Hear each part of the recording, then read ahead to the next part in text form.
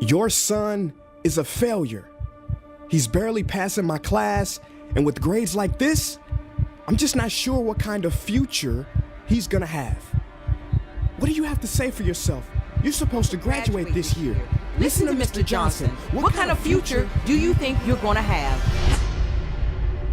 With all due respect, don't call me a failure. Failure is an event, not a person, in fact. And you talk about the future, Mr. Johnson, but you're not preparing us for that. Excuse me? Just listen to what I'm saying. This should be good.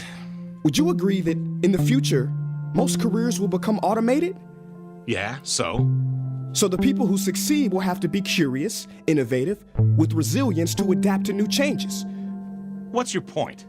My point is, the focus in this school is not on that. It is on regurgitating information and test taking, and that's just real. But in today's world, creativity is the most important leadership skill. Oh, that's how you feel. You don't have to believe me, but maybe you will believe the 1,500 executives who recently said creativity is the most important leadership skill. See, pretty soon, no one will be hired because of what they know. Because who cares what you know or if you've memorized a fact? We've got Google and Siri for that. In the future, people will be hired because of what they can do with their knowledge. Can they creatively solve real-world problems, not just follow instructions or directions and bubble in multiple choice questions? So, Mom, that's why I'm stressed, because these robotic tasks we learn in school should stop. Because no one can do a robot's job better than a robot.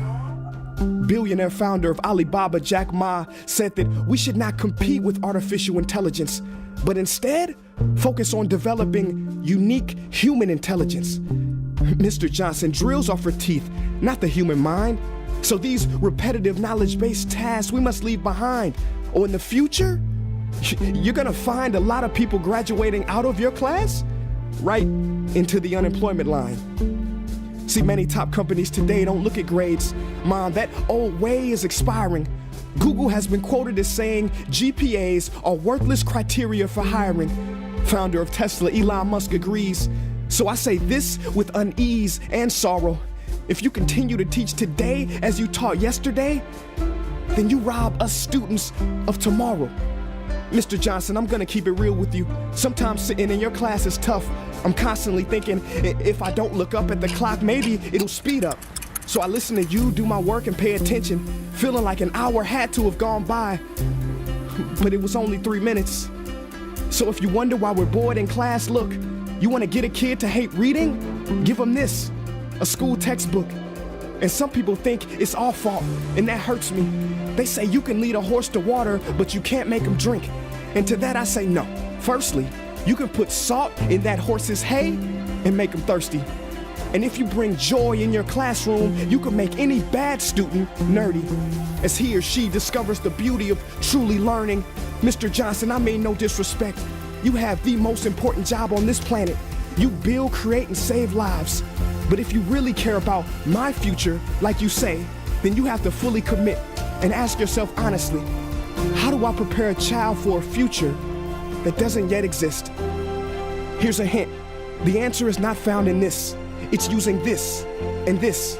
See, in the future, we will need more passion and compassion. People with inspired hearts and wisdom to uplift this planet. And Mom, I love you, but can I be real? Go ahead. You want to know one of the biggest factors for childhood success? It's not IQ. It's family meals. And we haven't had one of those in a while. See, I know sometimes you don't feel proud, because I may not be a straight A student, but I'm not stupid. These tests may be 70% of my grade, but they're 0% of my future. But don't worry, I'll pass this class and get through this. But I need you to give me the space I need to be me and live true. Because the best feeling in the world is that your own parents get you. There's a passage in a book called The Prophet by Khalil Gibran, and if you don't mind, I'd love to share it with you. Go ahead. See, he says, your children are not your children. They are the sons and daughters of life longing for itself. They come through you, but not from you. And though they are with you, they do not belong to you. You may give them your love, but not your thoughts, for they have their own thoughts. You may house their bodies, but not their souls, for their souls dwell in the house of tomorrow. So, Mom, I'd appreciate it if you give me the love that I need to pursue my dreams. See, if we are to succeed, all three of us need behavior change on all fronts. We talk about the future, but the future is now, and it is created now by all of us. I've never heard you speak like that before. Yeah, I didn't know. But I'm going to reach out to administration and try to change some things. You have my word.